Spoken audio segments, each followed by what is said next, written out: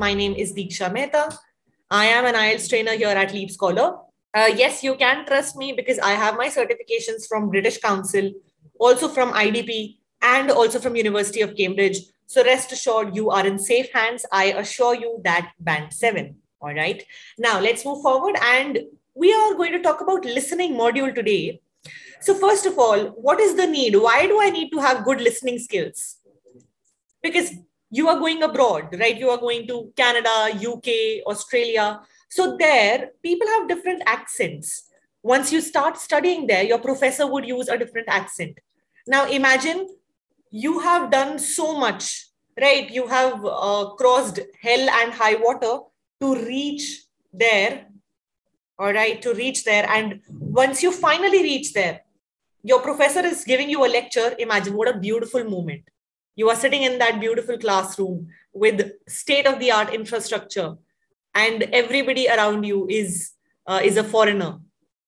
And your professor is teaching, imagine, but you didn't understand what he was saying. Oh no, we don't want that to happen, isn't it? So let's begin. Let's understand why you need good listening skills by taking a quiz. All right, ready to take the quiz? Listening quiz, let's do it. Okay, so I'm going to play a video and you will see two people talking. One is a customer, one is a shopkeeper. So watch the video and tell me what are the 3 things that the customer ordered. Can you do that? 3 things that the customer ordered. Will you tell me? All right, let's see. Let's see what does the customer order. All right, I'm going to play now and listen for the 3 things that he ordered. Oh, there's a change, love. See you again. Ta-da. Now, sir, what can I do you for, sir? I want mouse. Mouse? Mouse? What do you think this is, a pet shop? Chocolatey mouse. Chocolatey mouse? Chocolatey mouse. Oh, chocolate mouse. You want a chocolate mouse? No, chocolate mouse. Yes, chocolatey mouse. No, we say chocolate mouse. No, we haven't got chocolate mice here. You have to go sweet shop for them. No, not mice, mouse. Mice, my friend, is the plural of mouse, you see. Chocolatey mouse. Chocolatey mouse, that. Oh, that is chocolate mousse. Chocolate mousse, you mean? Is it chocolate mousse? Chocolatey mouse. No. That's called chocolate mousse. Chocolatey mouse. Yeah, yes. Well, you could call it that, I suppose. Well, I mean, you can call it what you like, can't you? Really? Yes, one chocolatey mouse. You say that very good. So I'll wrap it up. What next? Curry. Curry. Curry. Curry. Curry. Curry. Curry. Curry. Yeah. Tomato curry. Tomato curry. Tomato curry. Tomato curry. Oh, tomato puree. That's what you mean, tomato puree. No, tomato curry. No, I must correct you on this. The pronunciation, the correct pronunciation is tomato curry. Tomato curry. Now, Molly, are we out of tomato curry, love? Tomato curry. Are we out of what? Tomato curry. Oh, it's all right. It's right here. It's right here under my nose. There we are. So one jar of very nice tomato curry. There we are. Are you too drunk? Shut up, clear up. Apologies on behalf of the wife, sir. Soda? Yeah, that's what I say, yeah. Soda. Yeah. Soda. Oh, yes. Soda. Bicarbonate of soda. Oh, bicarbonate of... Oh, we're back on the list, are we? The bicarbonate of soda. Very good. Bicarbonate of soda. Bicarbonate of soda. Bicarbonate of soda. They have their uses, don't they, sir? Yes, sir. There we are. Bicarbonate of soda. So, yes, anything else? Yes, bicarbonate, yes. Jewish? No, she looks a bit Jewish, but she's not. No, Chinaman. We're not Chinaman. We're both C of E. C of E. Oh, C of E. You're not C of E. She's not C of E, are you? You're Muslim, ain't you? No, C of E. C of E. C of E. C of E. Coffee! I mean C of E. Oh, C of E, Where yes. is it, dear? Well, it's over where it always is, by the juice, like. Oh. Jewish. All right, guys. How was it? How was it? My goodness, what a video. Now, imagine you are working abroad in the country that you like, and such a rich customer comes to you with all of that money. You don't want to miss that money, isn't it? So tell me then, what 3 things did he order? Okay, let's discuss. The first one was chocolatey mouse. So, chocolate mousse. Okay, what else? Second was big bottle of soda. No. It wasn't a big bottle. No, it was bicarbonate. Very good. Bicarbonate of soda. Okay. And the third one, tomato puree. That was easy, right? We understood the tomato puree. And after that, he orders one more thing. Did you notice? He says Jewish. What could it be? Guess. Jewish could be what? Even they didn't understand that one. So that was juice, yes. And then he says one more, COV. What was that COV? Yes, that was coffee. All right, great.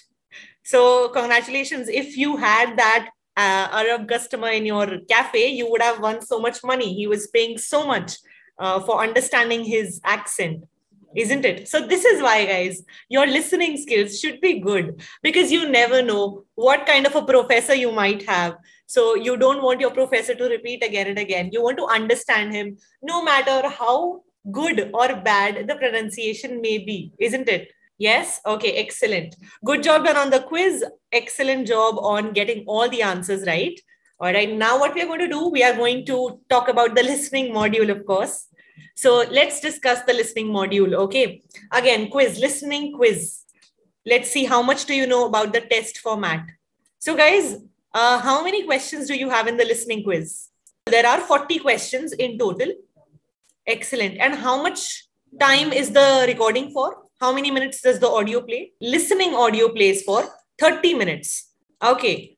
Now, do you get extra time to transfer your answers? So actually, it would depend. If you are going for the paper-based test, you would need to write your answers on a rough paper first, and then you can copy those answers.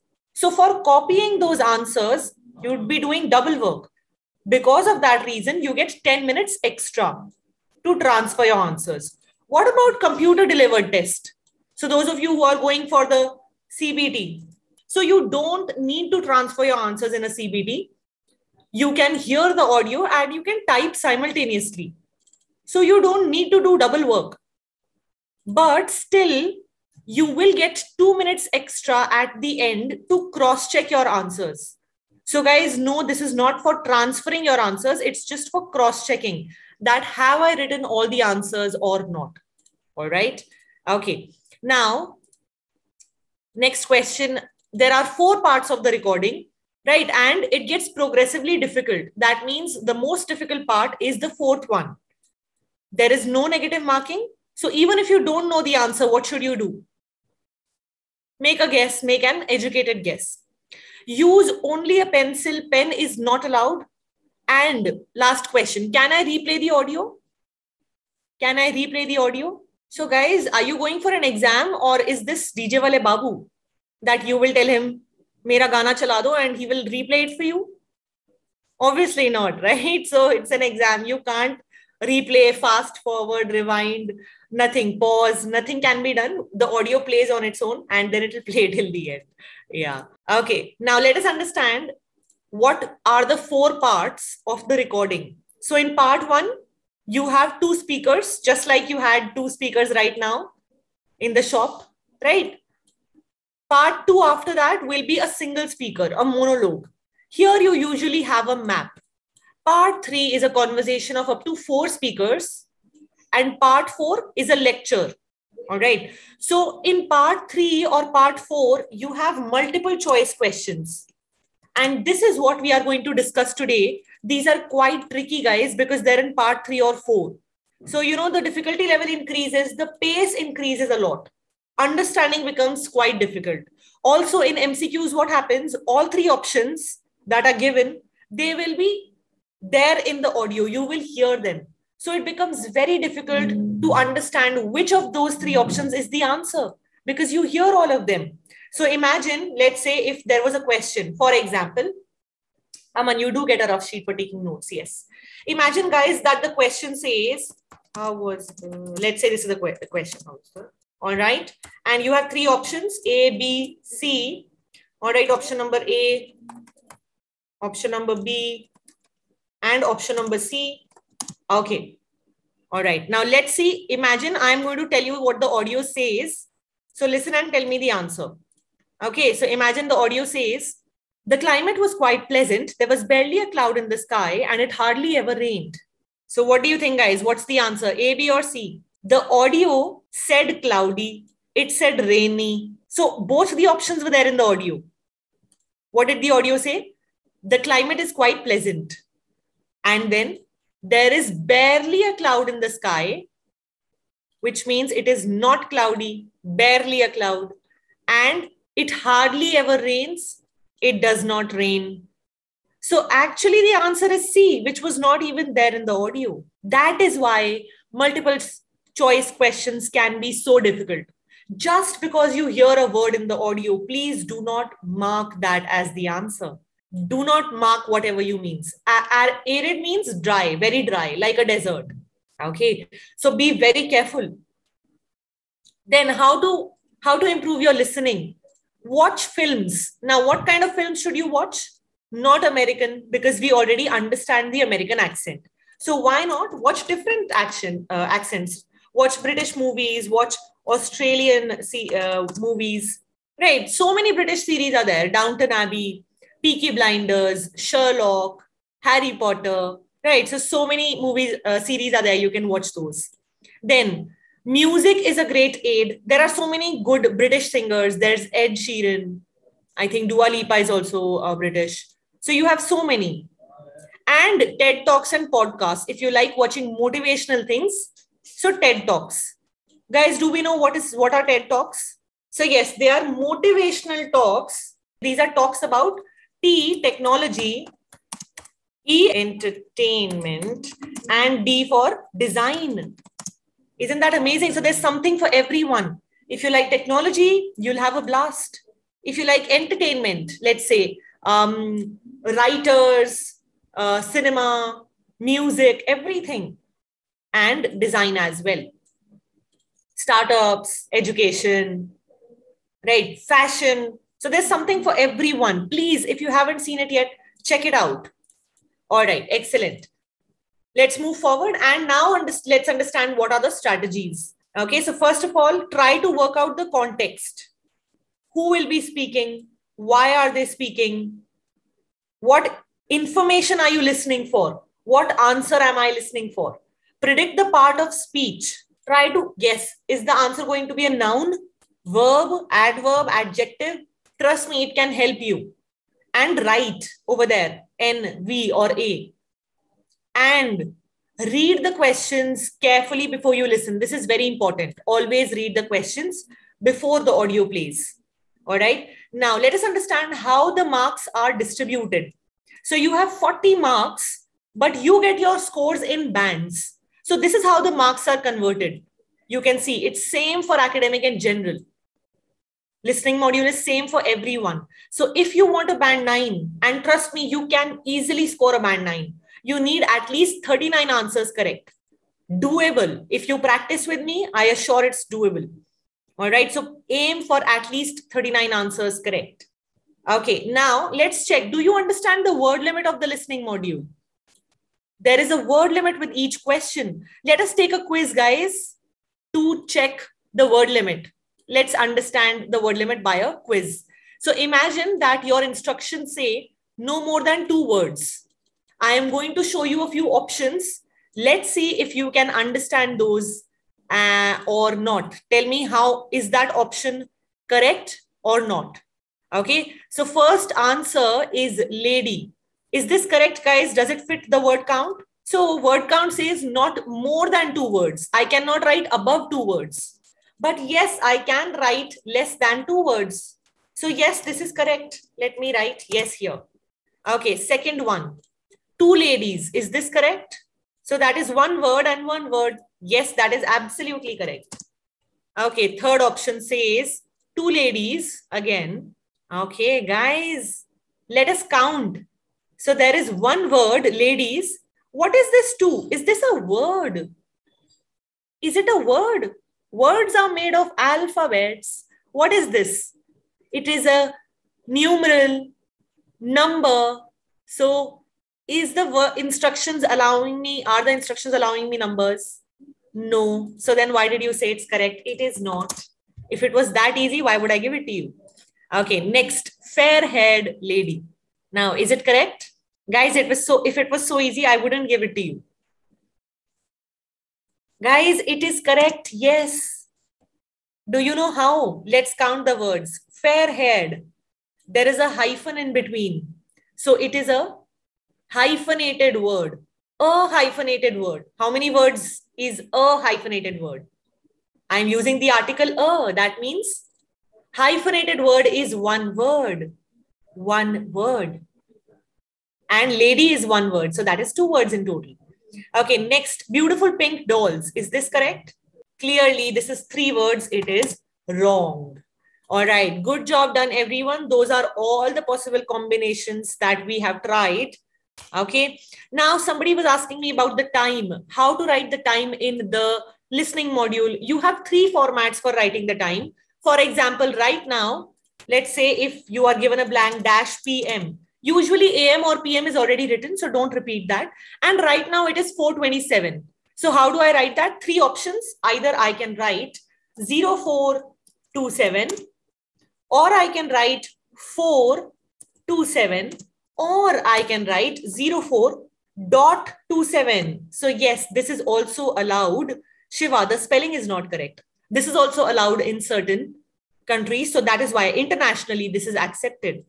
All right, guys, let's take a quiz to check if we've understood the time. I'll give you the time. You have to write it. All right. Okay. So blank given to you is dash and dash, let's say PM. Okay. And the speaker says it is 8:45. So guys, 8:45, that means 8:45. Very good. 8:45 PM. In any of the 3 ways you can write 08.45. And remember, 24-hour clock is not allowed. All right. So these were your 3 correct answers. High five, everyone. Very good. Good job done. Okay, let's move forward. Now let's look at our first question. All right. So remember how to solve multiple choice questions. Read the questions and the options beforehand. Try to predict what can the answer be. All right. I'm playing the first. Let me show you the first question. Okay, let's read the questions.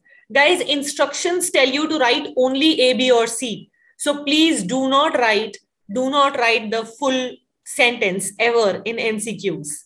All right, only A, B, or C. Okay, first question. The most widespread style of graffiti in Brazil is, and you have 3 options. So guys, what do you think? Will you hear the same words? No, right? You will hear synonyms. So think about what synonym can you hear for widespread? What synonym could you possibly hear? Very good. Popular, well-known, famous, prevalent, common, excellent. All right. And what about graffiti? Maybe you will hear a synonym. So what do you think? Instead of graffiti, what could you hear? Wall art, wall paint, street paint, road art. All right. Okay. Next question, second question. The Brazilian graffiti is different from simply some scribbling on a wall because, so what is the second question asking you? It is doing yes, murals also. Second question, difference, comparison, right? How is it different? What is the difference between Brazilian graffiti and just random scribbling? All right, third question, the reporter in the center of Sao Paulo, all right, mentions all of the following except, very important. So which option will you choose? It says except. That means the option which is not mentioned by the reporter. So you will hear 2 of these options. Exactly, the wrong, the one which is not there. Next, the group of people know what the graffiti on the building says because, why do they know it, right? What's the reason? They know the language, they wrote it, or they have lived in this area.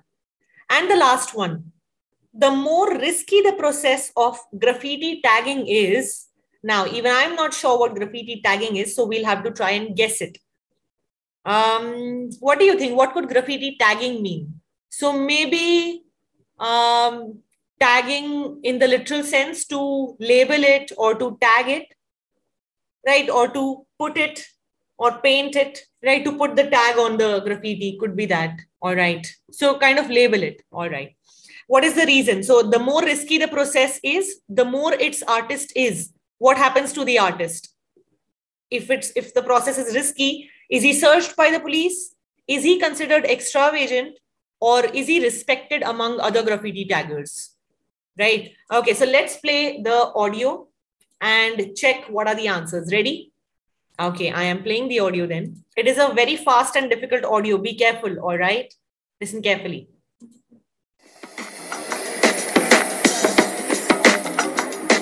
In part one, street artists led me through Paris and Barcelona. They showed me bold, colourful murals that make political and social statements pro-equality, pro-human rights, anti-capitalism, anti-war. The messages are clear. In Brazil, there is a lot of that kind of street art. In fact, much of it has actually been legalised.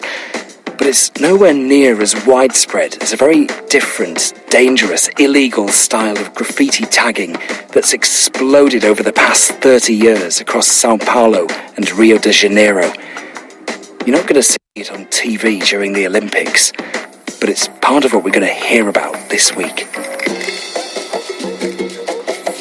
The first thing that caught my attention was seeing that it wasn't simply like some scribbling on a wall, that actually the letters, they had a harmony or a lack of harmony, or they have a composition, or they had an attitude, or they look almost like the skeletons of cartoons. They took originality seriously.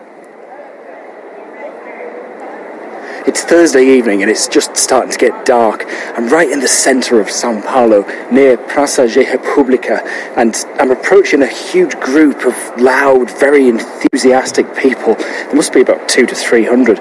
Most of them are young, they're almost all male. They're standing, drinking, talking, passing notebooks around. At the end of the street, I can see about 4 or 5 police cars keeping an eye on things. And if I look up, not just in this street, but in pretty much any street in Sao Paulo, if I look up at the buildings, right up to the top, the buildings are covered. Almost every blank space between the windows, quite often the windows themselves, the doors, the shop signs, they're all painted with thick black writing. I've no idea what it says, and I'm told that many of the locals don't know what it's meant to say either. But this group of people here, they know exactly what it says, because they wrote most of it. Então vou pichar no sapatinho. Polícia sai do pé que eu vou gastar minha colotinha. Então vou pichar no sapatinho. Polícia sai The thing about the tag is where you place it. The more risk it poses to the artist's life, the more street cred you get. It's the most high, the most difficult place. Let people imagine how the guy put that tag on that place. You know, this is the magic of Pichação. All right. How was it? Difficult, easy? Yeah, there was a lot of background noise. So in the IELTS exam, there can be background noise, but not this much. Here, the music was very, very prominent. So it can be there, but the volume of the music will be a little less. Okay, let's discuss the answers. All right, first question. So first he talks about Paris and Barcelona. And he says there the graffiti is pro-human rights, anti-capitalistic, anti-war. So he was not talking about Brazil. Then later on he says that in Brazil, mostly the graffiti is legalized. But then he uses our keyword, widespread. He says, however, it is nowhere near as widespread as the graffiti in Brazil, which is dangerous and illegal. So thankfully, paraphrasing was less. The answer was C. Okay, next question, let's see. How is it different? So he compares. Now, he does say the word harmony, but what does he say? He doesn't say always. He says sometimes it has harmony, sometimes it lacks harmony. So that means not always. All right. And the correct answer, he said, was it takes originality seriously. B was the correct answer. All right. Okay. Now C option. C option was a little difficult, but see, follow the process of elimination. In the third question, which answers did you hear? What do you think? Which of them you heard? So was he approaching a huge loud group of people? Yes, he says at the end of the street, there is a huge group of people who are clapping and cheering amongst themselves. Then he says, I can also see some police cars at the end of the street. And you can also hear the sirens. So, except the one that he doesn't mention is Tuesday evening, because what does he mention? He says it's a pleasant Thursday. Very good. So this is the answer. Okay.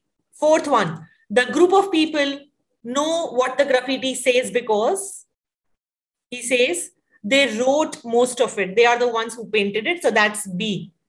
All right. Now, last question. I saw very few of you got it right. Why? Okay, let's do one thing. Let's play the last question once more. All right. In the exam, it won't happen. But today, I'm going to play the last question once more because there was a lot of paraphrasing. Most of us didn't get it right. Right. So I'm playing it again. Everybody cross-check your answer for the last question. For people here, they know exactly what it says because they wrote most of it.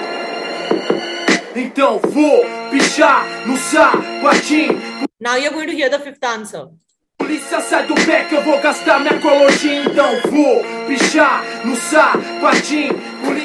thing about the tag is where you place it. The more risk it poses to the artist's life, the more street cred you get.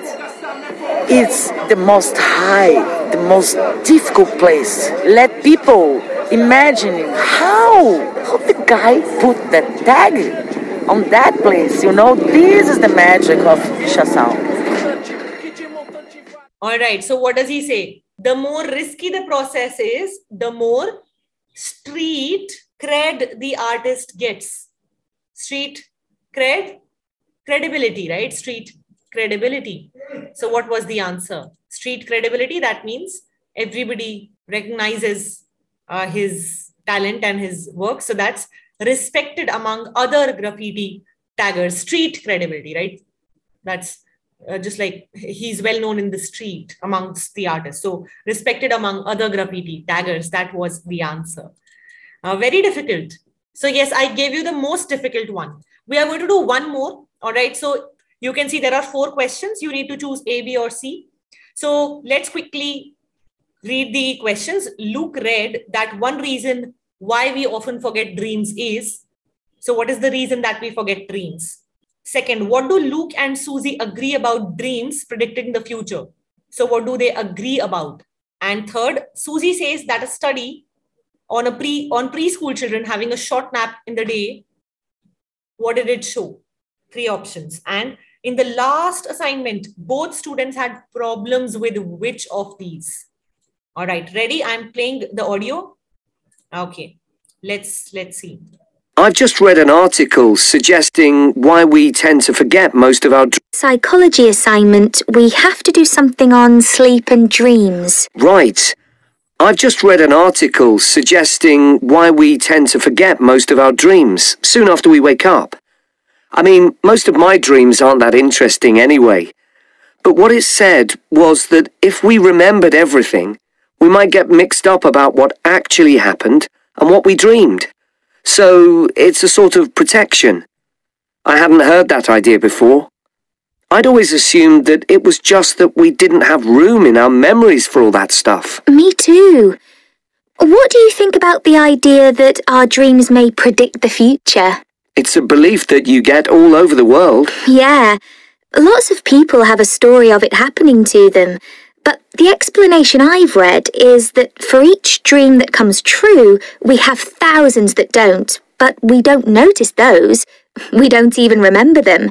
We just remember the ones where something in the real world, like a view or an action, happens to trigger a dream memory. Right. So it's just a coincidence, really. Something else I read about is what they call segmented sleeping. That's a theory that hundreds of years ago, people used to get up in the middle of the night and have a chat or something to eat, then go back to bed. So I tried it myself. Why? Well, it's meant to make you more creative. I don't know why, but I gave it up after a week. It just didn't fit in with my lifestyle. But most preschool children have a short sleep in the day, don't they? There was an experiment some students did here last term to see at what age kids should stop having naps, but they didn't really find an answer. They spent a lot of time working out the most appropriate methodology, but the results didn't seem to show any obvious patterns. Right. Anyway, let's think about our assignment. Last time I had problems with the final stage, where we had to describe and justify how successful we thought we'd been. I struggled a bit with the action plan too. I was okay with the planning, but I got marked down for the self-assessment as well. And I had big problems with the statistical stuff. That's where I really lost marks. Right. All right. So how was this one? Easy, difficult? Slightly easier, right? Because this was from part 3. Yes, that was a part 4 MCQ. This was part 3. Okay, let's discuss the answers. Let's see if the answers support your point of view. Okay, so first question. Why do we forget dreams? Because we might get mixed up about what actually happened and what we dreamed. So what is this? Does it mean we cannot cope with too much information? What does it mean? Or we might get confused. Sounds like either of the two, right? If you get mixed up, that means you get confused, isn't it? You get confused with what happened and what we dreamed. So what is real and what we dreamt. Okay, next, what do they agree about? Dreams predicting the future. So what does she say?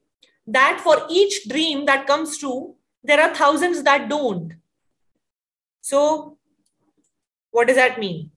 The future prediction, sometimes it happens, sometimes it does not. That means chance, right? Coincidence, just coincidental. Okay, and the next one, she says the word coincidence, yes. So she says a study on preschool children, what did it show? The results didn't show any pattern, right? So if the results didn't show any pattern, that means there was no conclusion, there was no result only. All right, now the fourth one, now it's asking both students had problems. So this one, tricky. First, the boy says, I had problems in, one was making the action plan. And second was, he says in justifying how successful we thought we had been. What does it mean? You know, when you evaluate how successful you were, it is self-assessment, right? So the boy had problems with these two. And what did the girl have problems with? What all? So she says, I was okay with the other two, but I got marked down. She uses the same word, self-assessment, the word self-assessment. So the common factor is C, right? That means the last answer is C.